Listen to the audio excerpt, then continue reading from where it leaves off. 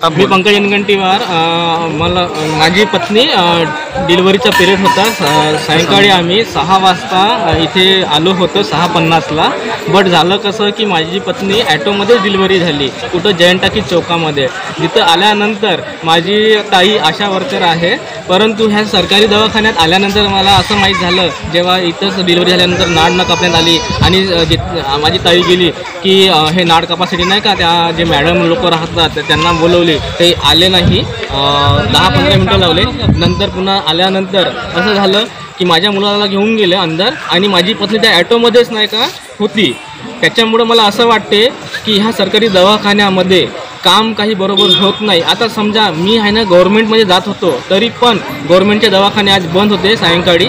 त्याच्यामुळं मी इथं तुरंतमध्ये माझा ॲटोवाला आला आणि माझी ताई आली जो की आशा वर्कर आहे, आणि त्यांनी माझ्या पत्नीला अर्धा घंटा ॲटोमध्ये बसवले।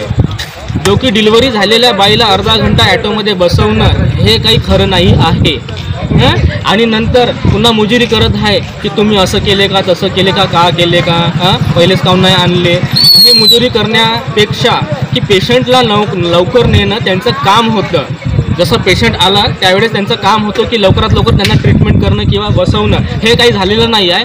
तर याच्यासाठी कोण जिम्मेदार आहे? प्रशासन जिम्मेदार आहे, गव्हर्नमेंट हॉस्पिटल जिम्मेदार आहे की गव्हर्नमेंट हॉस्पिटलचे जे काही बी कार्यकर्ते आहे किंवा जे काही बी सिनियर अधिकारी आहे ते जिम्मेदार आहे? याचा मला पाठपुरावा पाहिजे।